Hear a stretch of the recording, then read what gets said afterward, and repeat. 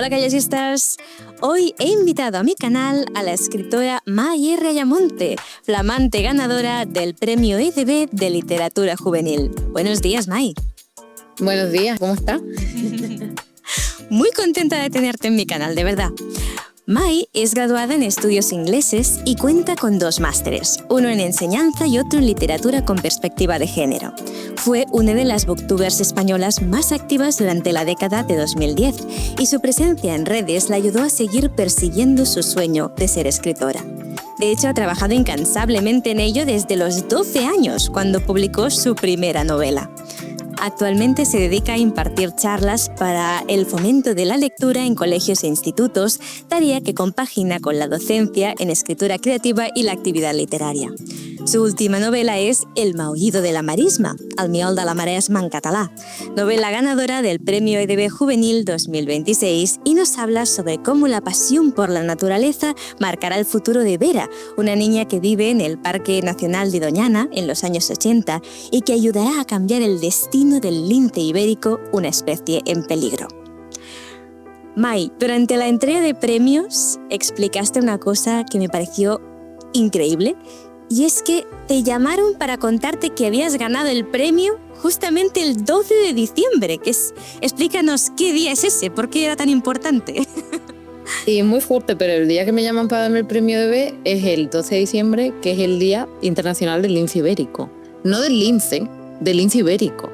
Y era una novela justo sobre el conservacionismo del lince ibérico. Fue como muy mágico, ¿no? Además, como que yo pensaba, bueno, seguro que no me han dado el premio porque ya estamos a 12 de diciembre y yo hacía mis cuentas, ¿no? Mis cábalas. Si el premio será en febrero, ¿cuándo te tienen que llamar, no? Y yo decía, seguro. Y entonces me llaman y justo me llaman ese día, ¿no? Y fue como muy mágico. Estaba claro que el premio de EDB estaba para el libro del lince porque me lo dieron el Día Internacional del Lince Ibérico. Es que una señal del destino, o sea, tenía que ser para ti. Fue una casualidad.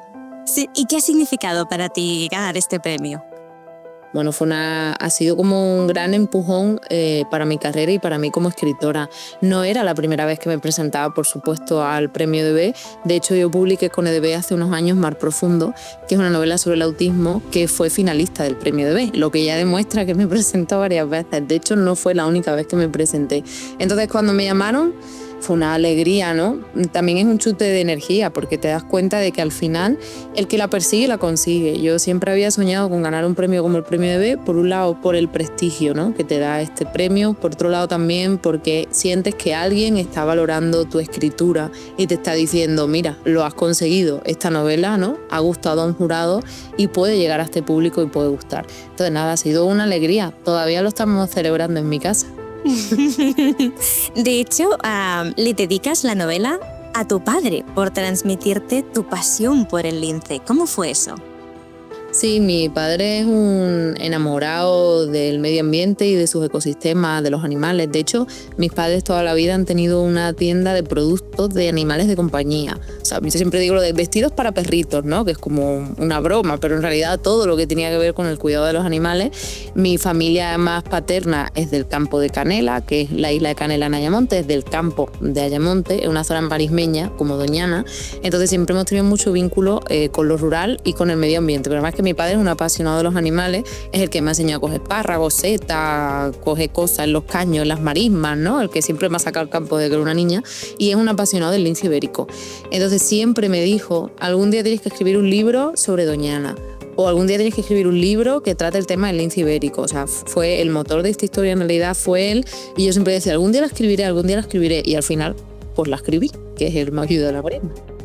Wow, o sea que te lo encargó, te dijo, tienes que escribir este libro, ¿sí o sí? Sí. Es mi deseo. Me decían, es un tema apasionante, no sé, él no me decía ni para un público juvenil ni para un público adulto, ¿no? Me decía, pero sí es una historia apasionante que hay que escribir alguna vez, ¿no? Hay que escribir sobre el lince ibérico, sobre todo sobre Doñana, sobre el parque de Doñana, porque al final, como onubenses, nosotros tenemos mucho vínculo con Doñana, ¿no? Nos pasa, bueno, a los sevillanos, a los gaditanos y los onubenses, que Doñana forma parte también de nuestro patrimonio, de nuestros paisajes, y desde niños nos han llevado a Doñana. Entonces, bueno, esa idea siempre estuvo ahí y siempre me decía, algún día tienes que hacer algo sobre el lince ibérico, ¿no? Y un día dije, pues voy a escribir un libro juvenil sobre una niña y un lince y cómo se lleva a cabo el proyecto de recuperación del lince ibérico. Wow. He de decir que yo tengo un amigo de la infancia que está muy concienciado con la conservación y protección de la vida silvestre y me acuerdo de que hace años ya era un abanderado de la causa de la preservación del lince ibérico cuando justo se empezaba a hacer esa campaña de concienciación. Y tu protagonista me ha hecho pensar en él. ¿Tú te has inspirado en alguien para escribir a Vera?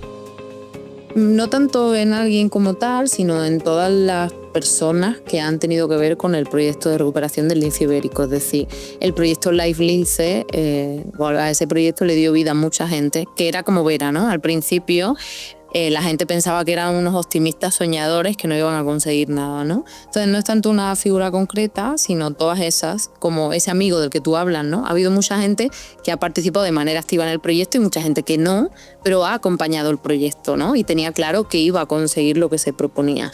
Entonces, pues ha sido un poco en eso en realidad, en todas esas figuras, en toda esa gente. Y de hecho creo que lo has conseguido. Tu libro es un homenaje a todas estas personas que además dedican su vida no solo al lince ibérico, sino a entender y preservar nuestro mundo. Y creo que también puede ser una novela inspiradora para las niñas y jóvenes que tal vez quieran dedicarse al mundo de la ciencia. ¿Ese era tu objetivo? Sí, sin duda uno de los objetivos a la hora de escribir Mollidora Marisma era posicionar a las niñas en un lugar en el que pudieran creer que ellas también pueden pertenecer al mundo de la ciencia. Es decir, las niñas y las mujeres en la ciencia es un tema que cada vez trabajamos más, como todos los temas que tienen que ver con nosotras, pero parten también de una necesidad, ¿no? ¿Cuántos libros leíste tú o leí yo cuando estaba en el instituto o cuando tenía esa edad para la que está dirigida el Mollidora Marisma, en el que la protagonista fuera una niña que conseguía objetivos tan importantes como formar parte de la conservación de una especie? Pues probablemente ninguno, porque entonces no se escribía desde ese sitio. Y cada vez somos más las mujeres escritoras que escribimos con esa conciencia, teniendo claro que hay que poner protagonistas femeninas en el centro y que hay que dar referentes y mensajes para las jóvenes que nos leen. Los jóvenes, pero sobre todo las jóvenes. Entonces yo estoy segura de que el Mollidora Marisma puede ser también inspirador para esas niñas que sueñan con ser biólogas o con participar de una manera u otra en el mundo de la ciencia. De hecho, también me gusta que en el libro muestres mujeres diversas, con metas distintas en la vida y todas igual de válidas, como por ejemplo la amiga de Vera. Sí, tenemos a Rocío. Rocío es como la otra cara de la moneda, ¿no? Por un lado tenemos a Vera. Vera es una niña que viene de una familia como muy estructurada y con recursos. Su madre es maestra, tiene un nivel cultural. Su padre es guardaparques, no tiene estudios, pero es un hombre también con cierto nivel cultural, entre otras cosas, por el trabajo que tiene como guardaparques y por la relación con la madre de Vera. Entonces, ella siempre ha recibido en su casa ese mensaje de tienes que estudiar, tienes que formarte, ¿no? Y tienes que hacerte una vida como persona independiente. Y sin embargo, su mejor amiga, que es Rocío, tiene una situación familiar totalmente diferente, ¿no? Rocío viene de una familia muy humilde, muy trabajadora, que se dedica al campo y que cuando termina la ESO, bueno, no era la ESO entonces, ¿no? Pero los años obligatorios de instituto, la familia la empuja a no estudiar, ¿no? Y a dedicarse a trabajar, y de hecho se queda embarazada muy joven, y mientras Vera está planteándose que quiere estudiar en la universidad, su mejor amiga acaba de tener un bebé, ¿no? Son dos situaciones muy diferentes, pero también muy representativas de las jóvenes de aquellos años y de, como bien tú decías, de que hay diferentes caminos, aunque por suerte no aspiramos a ser madres con 16 años, ¿no? Madres adolescentes hoy en día, pero sí que es verdad que son las dos caras de una moneda y a pesar de que son muy diferentes, acaban encontrando un nexo en común y manteniendo su amistad. Exacto. Y al final también es verdad que Rocío, por un lado, ella también soñaba, ¿no? Con a lo mejor ser enfermera o vivir otra vida, pero también quizá porque así se lo han inculcado o quizá porque así es como ella también lo quería, soñaba con tener una familia. Y al final, ¿no? Pues son dos caminos que pues ella... Lo importante, yo creo, al final es que ellas puedan elegir, ¿no? El camino que quieren, libremente que quieren seguir. Y que se puedan acompañar, porque a pesar de los diferentes que son, pues también es un mensaje para los jóvenes que leen el Mollidora Marisma, ¿no? Tú puedes tener amigos de toda la vida que escogen caminos muy diferentes al tuyo y puedes seguir acompañándote incluso en esas diferencias, como terminan haciendo Vera y Rocío, que al principio se distancian, porque claro, las separa un universo, ¿no? Una es madre, ha crecido, ha madurado. Hay un momento en el que Vera dice, mi amiga Rocío parece mi madre y tiene mi edad, ¿no? No se parece a mí. Y Vera sigue en el instituto con sus películas y soñando con cuando vaya a la universidad, ¿no? Pero luego se reencuentran y se dan cuenta de que a pesar de ser diferentes, pueden compartir el camino juntas. Eso me gustó mucho. Creo que ese es un mensaje que hace falta ahora más que nunca, ¿eh? de que tenemos que encontrar puentes de entendimiento entre las personas y que, ¿no?, aunque pensemos distinto, podemos encontrar eso que nos une. Así que... Sí, sobre todo entre mujeres, ¿no? Entre chicas jóvenes que tantas veces nos enfrentamos por absurdeces. Entre otras cosas, bueno, por cosas que vemos, por la educación que recibimos. Entonces creo que además entre mujeres tiene que existir también esa cercanía y el apoyarnos unas a otras, creo que es súper necesario en el mundo en el que vivimos. Y para Vera y Rocío lo es también. Es decir, el mantener la amistad y estar la una para la otra les va a aportar mucho más que estar separadas. 100%. Estoy muy de acuerdo. Por otro lado, Mai, ya te lo dije por escrito, pero es que tu novela es tan conmovedora que necesito alguna compensación por los daños emocionales. ¿Tú también te emocionaste escribiéndola? Sí. El marido de la marisma yo creo que ha sido una de las novelas más emocionantes que he escrito. Yo creo que todos los que sentimos un vínculo con los animales, por lo que sea, pues yo porque tengo una gata, tú porque tienes un perro, porque tu abuela lo tenía, por lo que sea, ¿no? El vínculo más básico y humano que tenemos todos con los animales. Cualquier persona que sienta ese vínculo con un animal se va a emocionar con el maullido de la marisma. Entonces, para mí fue una novela muy emocionante. Hubo varios momentos en los que yo me emocioné y me eché a llorar escribiendo. En el trágico capítulo del que sabemos del que estamos hablando, ¿no? Yo lloré muchísimo, pero también al terminar la novela, en ese capítulo final en el que Vera de alguna manera cierra la historia, pero también cierra un proceso y un capítulo del parque de Doñana en sí mismo, ¿no? Porque podemos decir que Vera fue una de las últimas niñas que vivió en Doñana, que eso fue así, ¿no? Entonces, bueno, ha sido una novela muy emocionante en diferentes momentos y de hecho cuando me llaman para darme el premio, lo primero que hago al día siguiente es releer la novela y me harté de llorar, como que resignifiqué mucho más toda la emoción que tenía la novela, claro, porque me dijeron, es que en el jurado se han echado a llorar.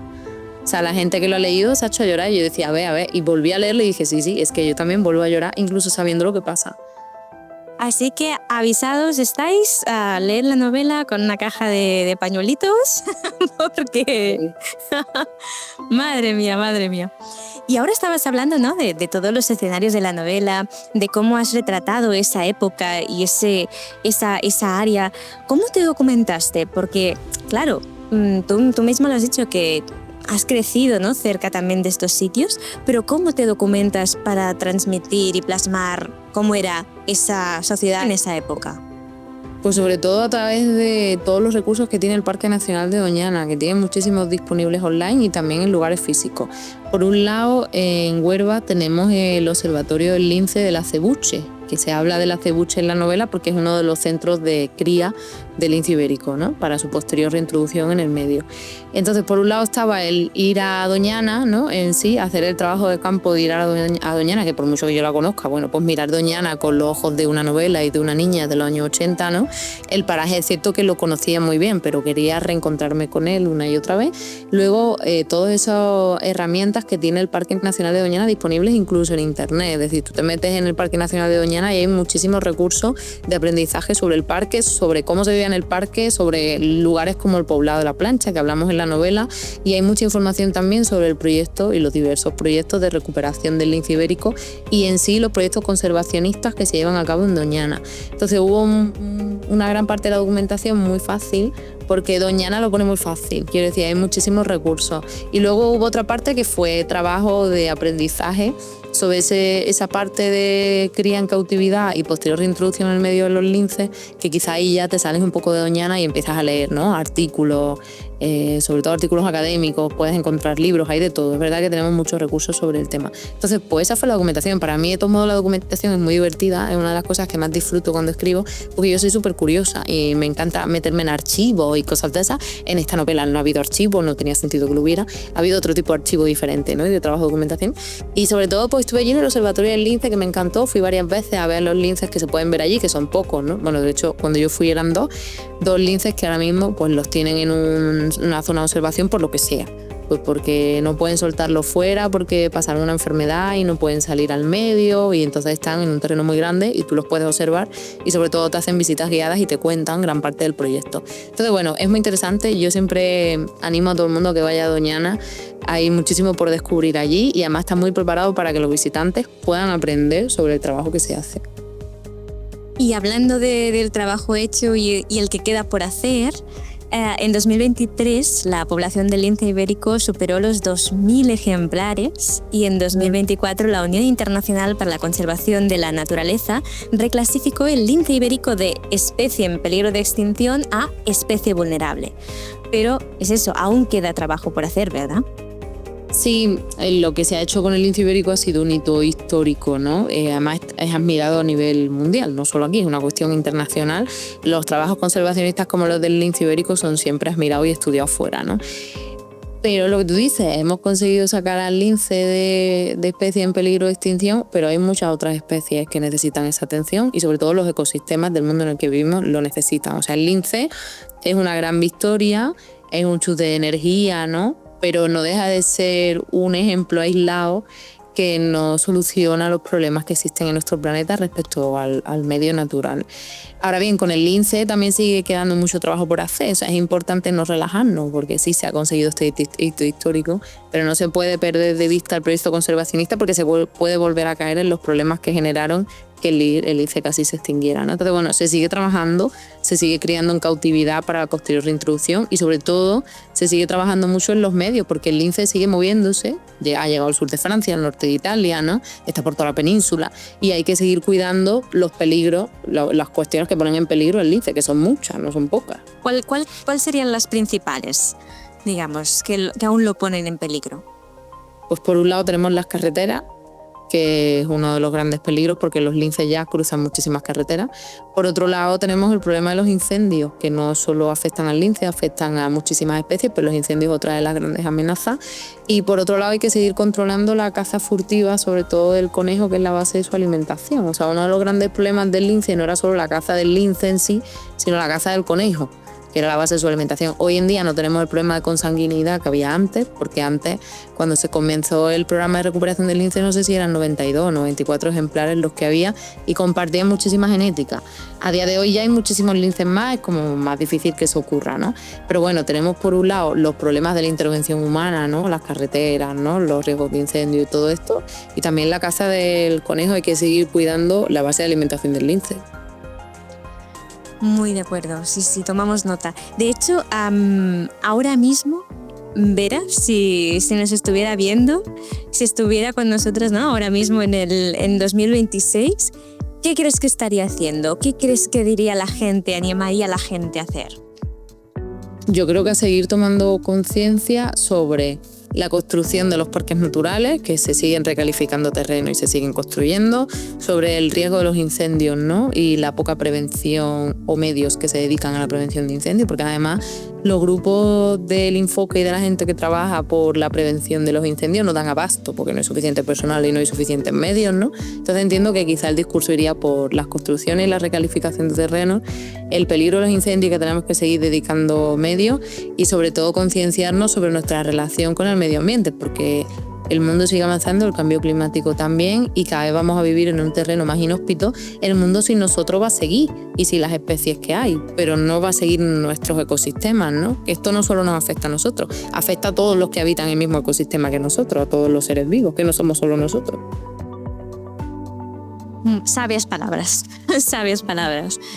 De hecho, tú has dicho que pudiste ver también algunos linces en directo mientras escribías la novela. ¿Qué es lo que más te fascina de ellos? ¿Qué es lo que más te gustó de verlos también en primera persona? Bueno, que a mí me recuerdan a un gatito sin cola como a Vera, ¿no? Me recuerdan a los gatos, ¿no? A los felinos con los que nosotros convivimos, pero es un animal majestuoso que se cría en libertad, que es totalmente salvaje, a que por supuesto no te puedes acercar ni te puedes relacionar con él. Lo que pasa con Vera es una cosa, ¿no? Que pertenece a la ficción, pero es como muy mágico verlo porque hay una parte como muy mitológica del lince, por eso de que ha estado a punto de extinguirse, ¿no? Entonces cuando lo ves, cobra muchísimo sentido todo el trabajo que se ha hecho. Agradeces mucho el trabajo que se ha hecho. Tú lo ves y dices que esto podría ser un animal mitológico porque ha estado a punto de extinguirse, ¿no? Y tenerlo delante y saber que se ha conseguido rescatar es como muy mágico. Pero bueno, sobre todo, o sea, yo los he visto en los centros de observación. Nunca he visto un lince en libertad, me hubiera encantado, pero la gente que ve los linces en libertad es la gente que los busca con mucho empeño, respetando, conociendo el medio, sabiendo cómo encontrarlos, ¿no? Sobre todo hay muchos fotógrafos, aparte de todo el equipo que trabaja con los linces, ¿no? Es como muy difícil, yo creo, para alguien como nosotros. Me voy a poner yo a buscar linces ahora, ¿no? Pero si alguna vez me jubilo, a lo mejor me dedico a eso. De hecho, vi un documental donde habían conseguido captar un lince ibérico con sus crías. Eran muy esquivos y muy difíciles de encontrar. Sí. Por suerte son animales, ¿no?, que se crían hoy en día en libertad, y los que se crían en cautividad no hay ningún tipo de relación entre el humano que trabaja con ellos y el lince. Es decir, se cuida muchísimo esa cría en cautividad para que cuando se les reintroduce en el medio no les suponga ningún problema la dependencia que podría haber generado, ¿no?, con la cautividad, la cría en cautividad que ha hecho el humano. De hecho, hay documentales muy interesantes donde se habla de todo esto, ¿no?, de cómo les dan los conejos, les sueltan los conejos en el terreno en el que están a determinadas horas diferentes, a cierta distancia. Los conejos tienen túneles, ¿no?, para que ellos puedan sentir que están cazando, despertar el instinto, porque luego tú los sueltas y tienen que poder hacer eso en el medio natural. Entonces es un trabajo magnífico el que se hace, o sea, de verdad es admirable lo que se consigue. De hecho, ese es el espíritu también, ¿no?, que intenta transmitir el padre de Vera. No puedes encariñarte demasiado, tienes que, ¿no?, intentar que pueda sobrevivir él solo en la naturaleza, ¿no?, y mantener esa distancia con los animales, aunque a veces nos gustaría ir y achucharlos, ¿no? Sí, porque además el padre de Vera es guardaparque y es una figura de guardaparque muy tradicional y ancestral de Doñana. Hoy en día las cosas son diferentes, pero hasta hace 20 años, 30 años, la gente vivía en el parque de Doñana. Ya hace 30 años había mucha menos, pero hace 50, 60, cuando nace técnicamente el padre de Vera, ¿no?, hace 80 años, los guardaparques eran los niños del parque de Doñana, eran los que habían crecido en el medio y lo entendían perfectamente. Habían aprendido del guardaparque de su zona y conocían el medio como nadie, ¿no? Entonces, ese espíritu que tiene Amadeo, el padre de Vera, que constantemente le recuerda lo de el lince se queda porque quiere en casa, pero este no es su lugar, tiene que estar en libertad, también es un mensaje muy importante, porque claro, yo necesitaba que Vera tuviera una conexión muy fuerte con un lince, ¿no?, para justificar toda esa parte emocional de la novela y para que el público más joven se enganchara a la historia. Pero ¿cómo justificas que tenga un vínculo con un lince si el lince no está en cautividad? Entonces, bueno, pues toda esa idea, ¿no?, de que el lince pierde a la madre cuando es un bebé, se queda en la casa de Vera porque quiere quedarse, ¿no?, vive fuera pero duerme en casa, ¿no?, tiene un vínculo con Vera como si Vera fuera su madre o algo así. Tiene que haber un personaje ahí que recuerde todo el tiempo que eso no es lo correcto. Y para eso está el padre de Vera, que es guardaparque, que tiene esa filosofía y que conoce muy bien el parque de Doñana, su ecosistema y los animales como el lince. Es decir, de hecho el padre al principio de la novela dice mucho eso de desde hace tiempo no se ven muchos linces, ¿no? O sea, ya la gente de Doñana era bastante consciente de que pasaba algo, aunque no sabía muy bien qué, pero que pasaba algo lo sabían. Sí. Y me ha gustado mucho también, ¿no?, ese hincapié que haces en la importancia de concienciar a la gente, de que de nada sirve cualquier proyecto si la gente no es consciente, ¿no?, de lo que hay en juego, de la importancia, ¿no?, de sensibilizar, de enseñar y de, como estabas diciendo, ¿no?, ser conscientes que no estamos solos y que tenemos que preservar nuestros ecosistemas. De hecho, el proyecto de recuperación del lince es un gran ejemplo de eso, ¿no? Porque al principio, por supuesto, se prohibió la caza furtiva desde que Doñana se declara parque nacional, pero la gente seguía cazando de manera furtiva, ¿no?, que era uno de los grandes problemas del lince, que se cazaba, entre otras cosas, a los conejos, no solo a los linces. Entonces es muy interesante porque el programa de recuperación del lince ibérico lo que hizo al principio fue esa concienciación y esa sensibilización desde los más pequeños, es decir, fueron a los coles, a los institutos, a los centros de estudio, para que los niños concienciaran a los padres de la importancia de preservar especies como el lince ibérico. O sea, no era solo el mensaje prohibicionista, que era importante, ¿no?, la prohibición, sino era esa sensibilización, hacer entender a la población que de ellos sí dependía que la especie sobreviviera. Y cuando yo creo que todos tomamos conciencia de eso, porque de hecho yo recuerdo en el colegio cuando era una niña algunas campañas de sensibilización del lince ibérico, concursos de dibujo, yo esas cosas las recuerdo. Fue, yo creo, ese cambio, ¿no?, lo que hizo que de verdad este proyecto pudiera seguir adelante. O sea, que es muy importante que todos tomemos conciencia de que tenemos un papel en esto. Mai es el mejor titular que podrías darme, estoy muy de acuerdo. Solo para terminar, quería hacerte una pregunta. Y es que si pudieras reencarnarte en un animal, ¿cuál elegirías? Qué pregunta más difícil, nunca la he pensado. Pero yo creo que sería un gato, porque los gatos hacen poco y viven a cuerpo de rey y se acaban en una buena casa. Me reencarnaría no en un gato, me reencarnaría en mi gata, porque nos pasamos el tiempo todo el día dándole chuche. Tiene espacio para correr, puede tomar el solito, siempre la peinan, come muy bien, está muy tranquila y le dan mimos. O sea, yo sería mi gata sin lugar a dudas. Mira que te lo he servido en bandeja para que dijeras un lince, pero es verdad que si lo pensamos con lógica, los gatos lo tienen mucho más fácil. El lince trabaja mucho y mi gata trabaja poco. O sea, que sería mi gata. Mai, muchísimas gracias por haberme dedicado un ratito de tu tiempo. Enhorabuena de nuevo por ganar el premio EDB, que como he dicho está disponible en castellano, en catalán y en gallego también, si no me equivoco. Sí. Así que deseo que la novela tenga un largo recorrido y que nos recuerde todos esos mensajes tan importantes. No debemos bajar la guardia. Mai, muchas gracias. Gracias a ti.